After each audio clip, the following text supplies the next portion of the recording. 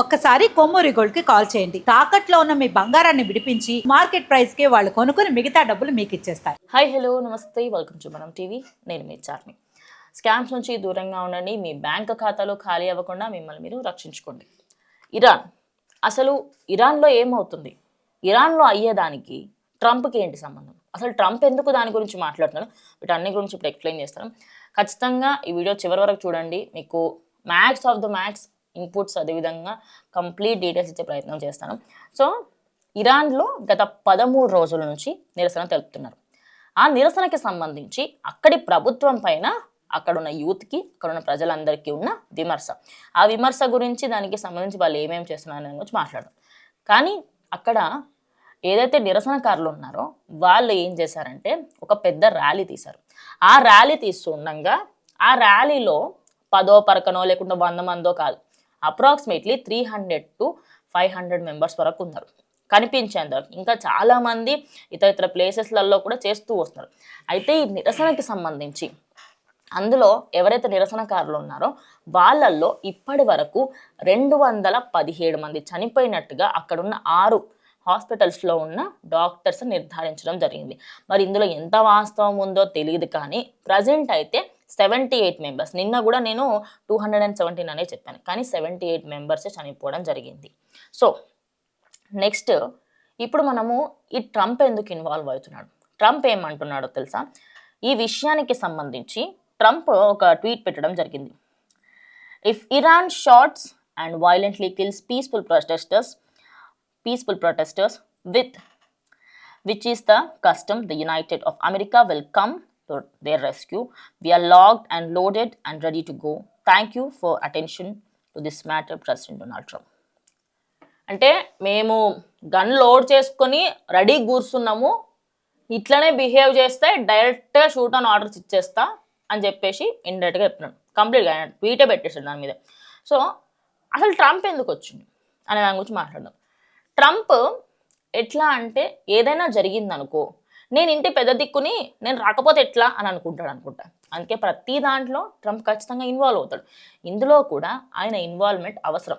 ఎందుకంటే ఇప్పుడు చెప్పేవాళ్ళు లేకపోతే ఇప్పుడు చేసే తప్పులు ఇంకా ఇంకా ఇంకా పెంచుకుంటూ పోతారు కదా. సో అక్కడి ప్రభుత్వంకి సంబంధించి వాళ్ళపైన మేము స్ట్రిక్ట్ యాక్షన్స్ తీసుకుంటాము, మీరు ఇలా కావాలని ప్రొటెస్ట్ చేసేవాళ్ళని, అంటే వాళ్ళు అడుగుతున్న దాంట్లో తప్పు లేదు, కానీ మీరు ఇవ్వలేకపోతే నోరు మూసుకొని కూర్చోండి, చంపడాలు ఎందుకు అని చెప్పేసి వాళ్ళ ఉద్దేశం. ఇక మనం ఒకసారి మెయిన్ మ్యాటర్ చూసే ప్రయత్నం చేద్దాం. అక్కడ ఇంటర్నెట్ పనిచేయడం లేదు, ఇంకోవైపు ఫోన్ కనెక్షన్లు పూర్తిగా నిలిచివేశారు. దీంతో ఒకరితో ఒకరు సంభాషణలు పూర్తిగా తెగిపోయాయి. ఇక నిరసనకారుల శవాల మీద ఎక్కడ పడితే అక్కడ, అంటే ఆ శవాలు ఎట్లా అంటే అట్లా రోడ్డు మీద వెళ్తూ ఉంటే ఎక్కడిదక్కడ శవాలు పడిపోయి ఉన్నాయి. మృతులు ఎక్కువగా ఉండడంతో మృతులలో యువకులే ఎక్కువగా ఉన్నారు. అండ్ పిల్లల్ని బయటకి పంపించకండి అని పేరెంట్స్కి, అదేవిధంగా అక్కడ ఉన్న వాళ్ళందరికీ కూడా ఎవరు కూడా మ్యాక్స్ బయటకు వచ్చే ప్రయత్నం చేయకండి అని కూడా అక్కడ అక్కడ గవర్నమెంట్ అయితే హెచ్చరిస్తుంది అనమాట. ఇంకోటి ఇదిలా ఉంటే ఇటు సైన్యానికి సంబంధించి కాల్పులు ఏదైతే జరుగుతుందో ఇంకోసారి మళ్ళొకసారి వార్నింగ్ ఇచ్చినాడు. ప్రతిసారి సెకండ్ టైం వార్నింగ్ కూడా ఇవ్వడం జరిగింది. ఫస్ట్ టైం ఇచ్చిన వార్నింగ్ ఏమో ఆయన ఏంటంటే మీరు ఏం చేస్తున్నారు, ఇట్లా చేయకండి అని చెప్పి పద్ధతిగా చెప్పాడు. ఈసారి మాత్రం ఎక్కతక్క చేస్తే నేను జోక్యం చేసుకుంటే వేరే రకంగా ఉంటుంది, if I enter that would be different అన్నట్టుగా ఒక ట్వీట్ వేయడం జరిగింది. ఇక ఆ 2 ట్వీట్లు ప్రజెంట్ సోషల్ మీడియాలో వైరల్గా మారుతున్నాయి. మీరు ఎందుకు ఇన్వాల్వ్ అవుతున్నారు, మీ రాష్ట్రం కాదు, మీ దేశం కాదు, పోనీ మీ పక్క రాష్ట్రం కాదు అని చెప్పారు. కానీ ఇరాన్ అండ్ ఇటు యుఎస్ఏ మంచి సంబంధాలే ఉన్నాయి కాబట్టి ఇలా చేయడం వల్ల ఫర్దర్గా ఇరాన్లో ప్రాబ్లం వస్తే రేపటి రోజు ఈయనకు ప్రాబ్లం వస్తుంది కదా. అసలు నిరసనకి కారణం ఏంటో తెలుసుకుందాం. ఇరాన్ ఆర్థిక వ్యవస్థ చాలా సంవత్సరాలుగా పడిపోయింది. ఒక విధంగా చెప్పాలంటే ఓ 10% 20% పడిపోతే దాన్ని పైకి పెంచుకోవడానికి ఉంటుంది. 42% పడిపోయింది. ఎక్కడికి వెళ్ళి పెంచుకుంటారు వాళ్ళైనా కూడా, అవ్వదు కదా.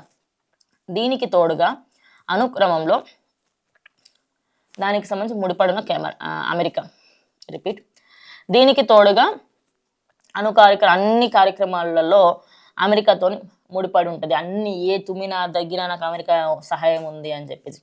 గత జూన్లో ఇజ్రాయెల్తో 12 రోజులు యుద్ధం, అప్పుడు కూడా ఇదే పంచాయతీ ఇరాన్తోని.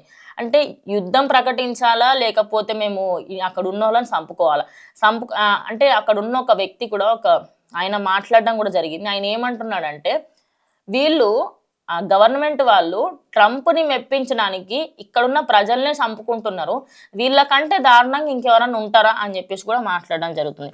దీంతో రాష్ట్రానికి సంబంధించి అక్కడ ఉన్న వాళ్ళందరినీ కూడా హెచ్చరిస్తూ ఉన్నారు, జాగ్రత్తగా ఉండండి అని చెప్పేసి. ఇక ఇటీవల కాలంలో ఇరాన్ కరెన్సీ భారీగా పడిపోయింది. 2025 అమెరికా డాలర్తో పోలిస్తే దాని విలువ దాదాపు సగానికి సగం పడిపోయింది. అంటే ఆర్థికంగా మనం చూసుకుంటే 42% పడిపోయింది. అంటే సపోజ్ అది ఒక 50% లాగా కన్సిడర్ చేస్తే 100 రూపీస్ ఉందనుకోండి, ఇప్పుడు ప్రజెంట్ దాని వాల్యూ 40 రూపీస్ 50 రూపీస్ ఆ లెవెల్కి పడిపోయింది. కంప్లీట్లీ డ్రాస్టిక్ డిజాస్టర్ అది. ఇక ముఖ్య విదేశీ దిగుమతులు ఆగిపోయినాయి, ఎక్స్పోర్ట్స్ అండ్ ఇంపోర్ట్స్ మొత్తం కంప్లీట్గా ఆగిపోయినాయి, వ్యాపారాలు దెబ్బతింటున్నాయి. వాటి గురించి మాట్లాడితేనేమో గవర్నమెంట్ రిప్లై ఇవ్వడం లేదు, ఇంకోవైపు ధరలు పెరిగిపోతున్నాయి. అక్కడ ఒక్క విషయం మనము గమనించాల్సింది ఏంటి అంటే, మన దగ్గర ధరలు పెరుగుతున్నాయి అంటే మన గ్రోత్ అనేది కిందికి పడుతుంది అని, లేకపోతే స్టేబుల్గా ఉంది బట్ అప్స్ అండ్ డౌన్స్ లైట్గా వస్తున్నాయి అని చెప్పి వీళ్ళకి కంప్లీట్గా క్లియర్గా ఉంది. లాస్ట్ ఇయర్ మొత్తం కొలాప్స్. ఇంకా మరి అలాంటప్పుడు సపోర్ట్ తీసుకోవాలి, అలాంటప్పుడు యూత్కి అవకాశాలు ఇవ్వాలి. ఇవ్వకుండా దానికి సంబంధించి జాబ్స్ ఇవ్వకుండా అక్కడ ఉన్న వాళ్ళని ఇంకా హింసిస్తూ ఉండడంతో నిరసనకు దిగారు. ఇక ఈ పరిణామాలన్నీ ప్రజలు తీవ్ర వ్యతిరేకత ఇవ్వడంతో ప్రజెంట్ అయితే ఆ వ్యాపారానికి సంబంధించి జాబ్లకు సంబంధించి ఆ వ్యాపారాలకు సంబంధించి జాబ్స్కి సంబంధించి నిరసన చేస్తున్నారు. అయితే ఇక్కడ వరకు బాగానే ఉంది. నగరాలకి సంబంధించి ప్రతి ఒక్కరు తీవ్ర స్థాయిలో చేయడం వల్ల 217 మంది ప్రాణాలు గాల్లో కలిసిపోయాయి. మరి నిజంగానే 217 మంది అయ్యారా అంటే అయ్యి ఉండొచ్చు. ఎందుకంటే అక్కడ వాళ్ళు దొరకబట్టిన జనాలే, ఏదైతే అడిషనల్గా బయట కనిపించిన వ్యక్తుల్ని అరెస్ట్ చేసిన వాళ్ళే అప్రాక్సిమేట్లీ ఒక 5,000 నుంచి 10,000 దాకా ఉన్నారంట. మరి ఒక చిన్నగా స్టార్ట్ అయిన ఒక చిన్న ఫైట్ లాగా స్టార్ట్ అయింది ఇది.